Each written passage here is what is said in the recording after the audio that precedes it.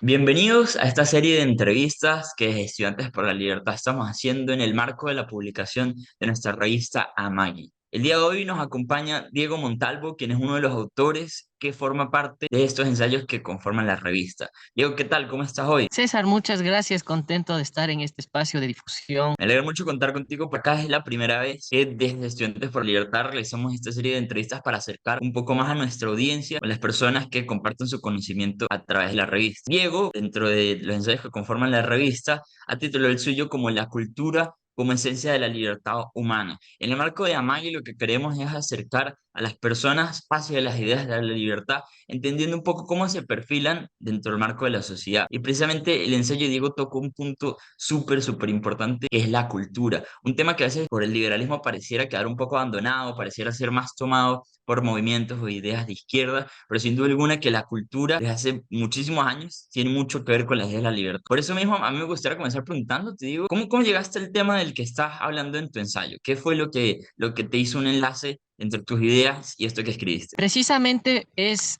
el punto, ¿no? Se tiene que imaginar que el perfil del intelectual siempre tiene que ser izquierda, entre comillas, revolucionario, o como llamamos ahora progresista. En ese sentido, la izquierda ha tomado siempre una especie de hegemonía. Por ejemplo, en las universidades, en las ramas de la literatura, del arte, de la música, inclusive del teatro, de la danza. Entonces, una idea como es esta, que el liberalismo también busca romper una idea de que el liberalismo solamente se enfoca en un tema netamente económico, es decir, cuando hablamos de liberalismo, la gente siempre se imagina todo el liberalismo económico, personas que como nosotros defendemos el libre mercado, defendemos la libertad también de un lado periodístico, pero nos olvidamos del lado de una industria, la redundancia es la industria cultural, que no solamente es una objetura o una canción, un libro,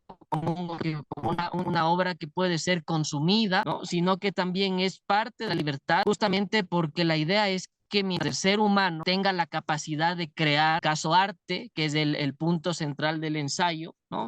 Se enfoca también en que eso es parte de la libertad humana, porque de hecho la creación en sí misma es considerada parte de una propiedad privada, porque yo tengo el derecho de crear y con ese derecho yo puedo o bien publicar o bien no publicar, es decir, puedo escribir tranquilamente o a una pieza artística a mí o exponerla al mundo. Entonces, las ramas ahora intelectuales, ¿no? Se está rompiendo ese mito de que solamente hay que ser de izquierda, lo cual ya no es así. Es decir, ahora los escritores, los intelectuales están luchando contra estos dogmas porque precisamente la izquierda está mermando la libertad de expresión, está mermando la creativa. Entonces, persona dedicada al arte tiene que ser de izquierda como un prototipo de la intelectualidad, ¿no? Que es la parte en la que yo al menos quiero posicionarme como una figura en ese sentido, si vale la pena el término, para demostrar que también los liberales, no, el ala libertaria también tiene la capacidad de encontrar en el arte y en la cultura una nueva plataforma para expresarse libremente. Sí, a mí se me ocurren algunos ejemplos de intelectuales que incluso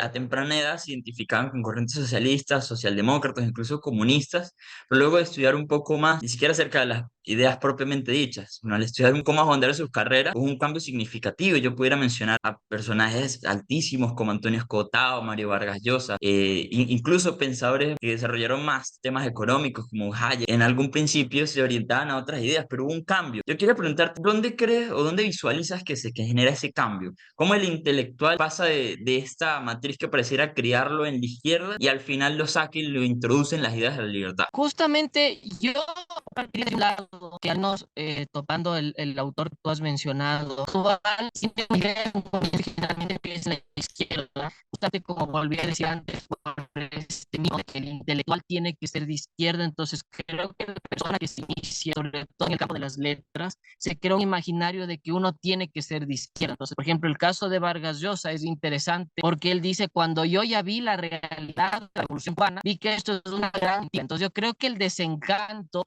va por un lado ayudado para que ciertos escritores e intelectuales se cambien al ala, digamos, democrática y sobre todo también de la centro derecha, de la centro izquierda, más bien dicho, que el ala supuestamente de la socialdemocracia, ¿no? Que vemos que es un fracaso porque hay ciertas tibiezas en ese sentido, sobre todo de ideas. Hay autores que se pasen al otro lado. Entonces, el de Vargas Llosa, yo creo que uno de los de analizar, porque él inclusive ya en su juventud, ¿no es cierto?, en sus obras, no lee La ciudad de los perros, totalmente de izquierda, a la fiesta del chivo, por ejemplo, él va doblando las ideas de izquierda y va desmitificando, y él mismo en sus columnas de opinión va demostrando ideas más liberales, mucho más, por ejemplo, otro personaje que sale de un ala netamente liberal, es el periodista Andrés Oppenheimer, justamente, que él ya no nos habla ni siquiera tanto de izquierda, sino que en sus libros ya cuestiona el populismo, que sobre todo el populismo es lo que ha adoptado la izquierda como un lenguaje mucho más en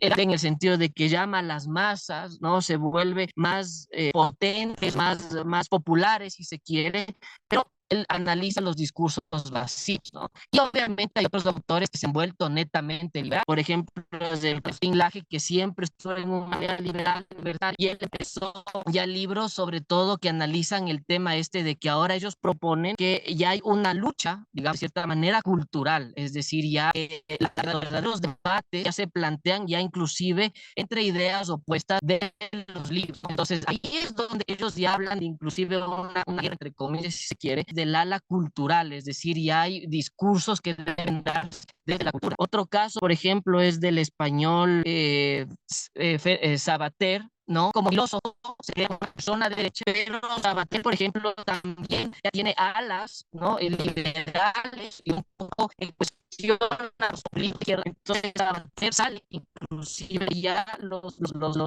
escritores, ¿cierto? Ya deben salir de su creación y volverse activistas sociales, en un sentido no colectivista, como en las izquierdas, sino más bien volverse ya más activo, por ejemplo, en las calles, donde ya se cuestiona sobre todo actualmente el gobierno de Sánchez, ¿no es cierto? Entonces ellos dicen, ya debemos salir de los libros, que sí, obviamente, es un punto de reflexión, pero salgamos a las calles, ¿no? Entonces Fernando Sabater dice, señores, se acabó, tenemos que ser de calle. Entonces ya los intelectuales traspasan sus actividades literarias o artísticas, filosóficas, para ya volcarse a un activismo ya de calle, ya social, hacerse visibles, ¿no? Lo mismo propone, por ejemplo, Martín Caparrós, que a pesar de que tiene un ala de izquierda, sigue cuestionando los populismos y él apoya el lado liberal. Pues vemos cómo ya se va transformando y se va desmitificando esta cuestión, porque ellos mismos dicen, las izquierdas se están volviendo populistas y están mermando sobre todo las libertades. Entonces ahí es donde ya el intelectual pasa de los libros o de la creación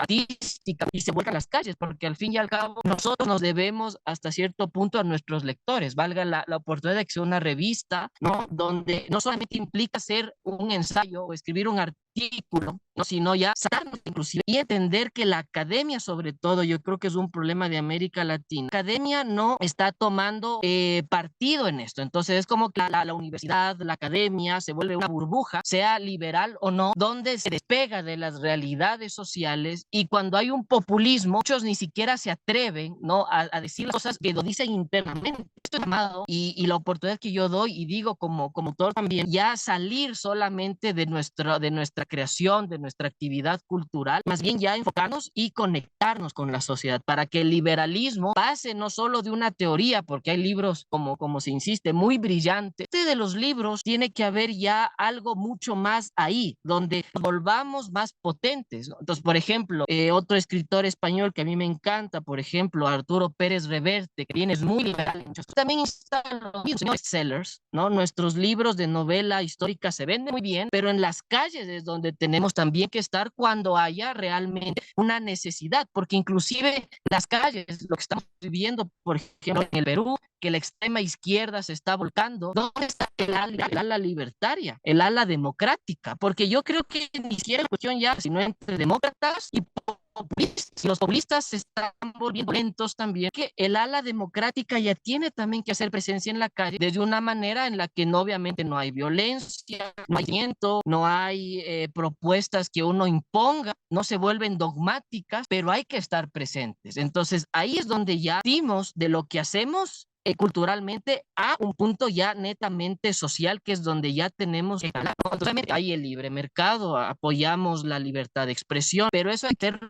ver también con la sociedad. Entonces, yo creo que estos autores lo que nos invitan es obviamente a leer sus obras, pero también a entender que es momento de hacer ya un activismo de activismo donde estemos presentes. Hay muchas personas que pudieran considerar que Latinoamérica o inclusive que Hispanoamérica son casos perdidos porque pareciera que hay premisas dentro de la sociedad o tal como dices tú, hay dogmas dentro de la sociedad que empujan o favorecen a las corrientes populistas, que favorecen a los gobiernos autoritarios, que favorecen al gobierno como un hombre fuerte que ponga orden en la sociedad, inclusive de la libertad individual, a costa inclusive de los derechos humanos. Pareciera que eso estuviera injerto dentro de nuestra sociedad. Te pregunto, que de alguna manera esta movida o esta influencia que pueden tener los intelectuales en la sociedad pudiera cambiar el curso de esa afirmación. ¿Crees que pudiera recuperarse esos valores dentro de Latinoamérica y cómo? Yo creo que el intelectual tiene y está llamado a esto. Esencialmente, primero, yo creo que el problema del ala liberal en ese sentido es que exactamente somos, que me incluyo a veces, muy derrotistas, ¿no es cierto? Entonces, como decimos bien, no, es que en Hispanoamérica, potencias ahorita están en emergencia y están en crisis económica, ¿qué podemos hacer nosotros? Entonces, ahí, primero el punto es entender que yo creo que nada está hecho todavía, es decir, es complejo, es un trabajo que se necesita hacer, pero el punto es hacerlo. Entonces, el intelectual presente, porque además no necesariamente hay que entender que no necesariamente lo que uno hace desde un lado artístico, cultural, implica necesariamente en ideas. Es decir, hay escritores como el propio Vargas Llosa que todavía es un poco crítico, sobre todo, por ejemplo, al tema de Fuerzas Armadas, digamos, ¿no? Que es una, pero el ala toma momento, sobre todo cuando hay crisis de extrema izquierda, a las fuerzas del orden, porque estamos dentro de lo que establece la ley y la norma.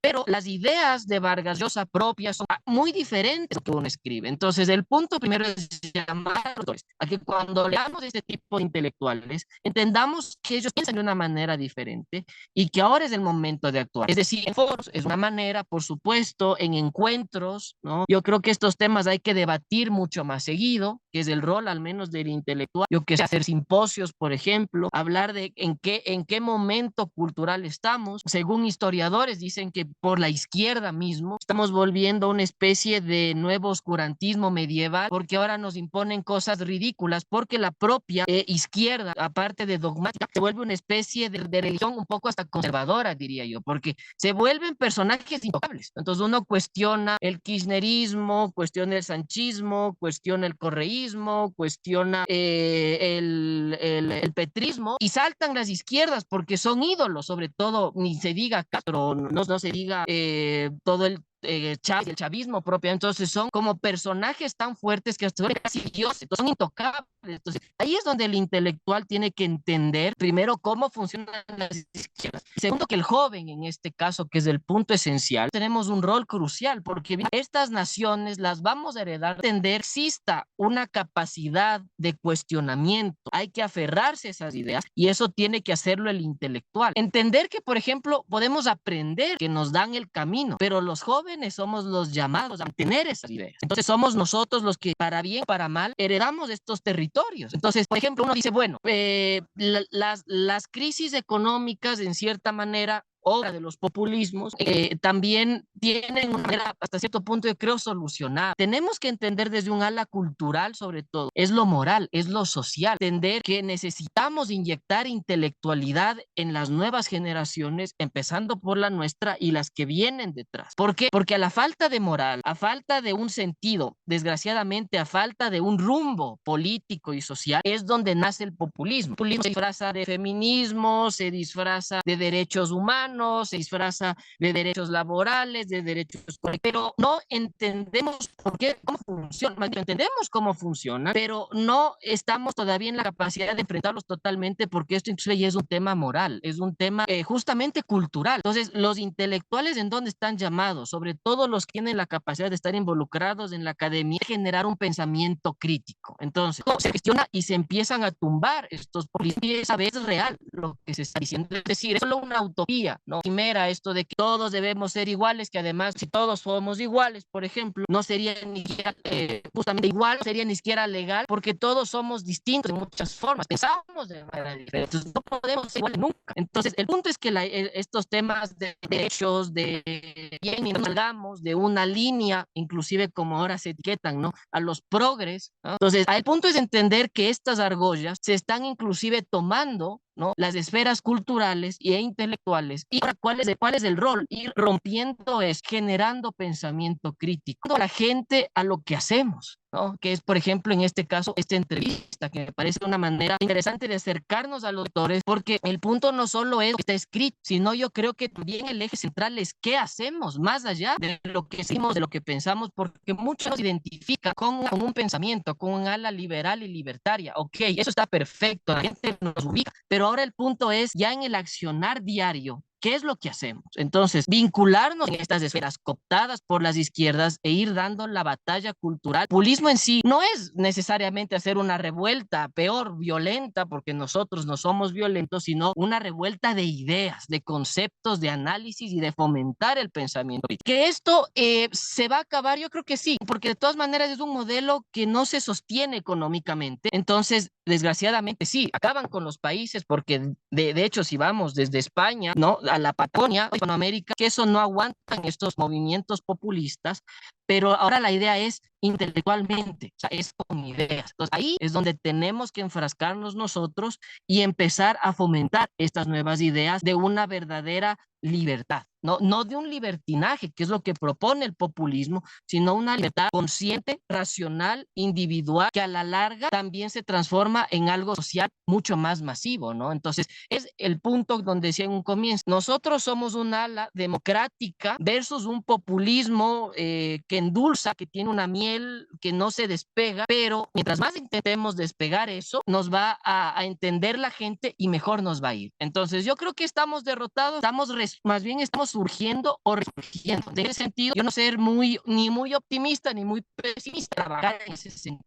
Ya en campo, Le digo, de verdad que escucharte ha sido genial, maravilloso, porque creo que las ideas de la libertad se han quedado muy rezagadas, sobre todo, pareciera que por miedo a entrar al terreno cultural, comodidad de quedarse en el campo económico donde, sabes, se puede demostrar una infinita superioridad, pero muchas veces nos olvidamos que las personas no necesariamente quieren escuchar ese debate económico, no necesariamente están interesadas por la filosofía. Muchas personas sí están interesadas por resultados concretos, y es donde pareciera que el liberalismo, que las ideas de la libertad se quedan cortas. Por eso, este tema, que es súper retador y que es súper polémico, también forma parte del grueso de cosas que pueden encontrar en la revista Maggie. Ya para ir cerrando, Diego, me gustaría que dirigieras un mensaje directamente a las personas que están en nuestra audiencia, a quienes están escuchando. ¿Por qué deberían leer tu ensayo? ¿Qué van a encontrar allí? Anímalos a leer la revista. bueno, en la revista Maggie primero van a encontrar voces frescas, voces jóvenes, que es el punto crucial. En este sentido, entender que somos, como decía anteriormente, somos nosotros los que vamos a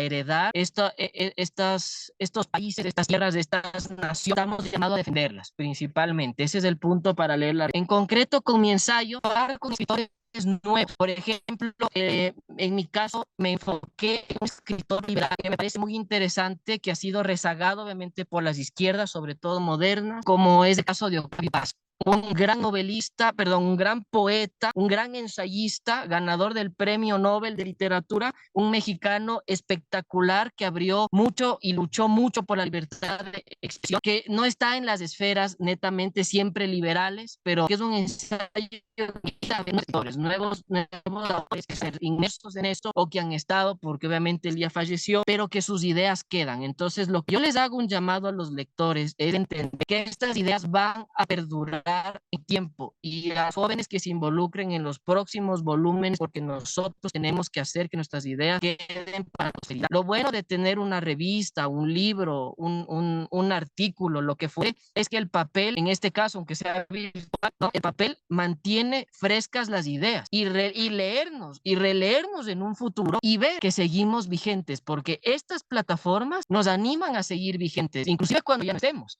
Entonces, yo invito a leer estas ideas de esta revista. En este ensayo mío encontrarán estas ideas renovadoras, pero sobre todo quiero invitar a que los próximos volúmenes más jóvenes se sumen a escribir, porque es el momento de que la letra, de que la palabra sea nuestra nueva herramienta para difundir nuestro mensaje y que se quede por el tiempo y que como un vestigio de lo que realmente somos y vamos a hacer. Diego, eso es realmente emocionante. Te agradezco mucho en nombre de Estudiantes por la Libertad por tu tiempo el día de hoy, un poco de tus ideas a nuestra audiencia. Ya para despedirnos, los animamos a descargar la revista Maggie. Pueden conseguirla en la descripción de este video, de la publicación o en las redes sociales de Estudiantes por la Libertad, Estudiantes por la Libertad Latinoamérica. Y nada más que agregar. Diego, muchísimas gracias y nos veremos en una próxima entrega. Hasta luego. Así es esa. Hasta luego. Gracias por la oportunidad.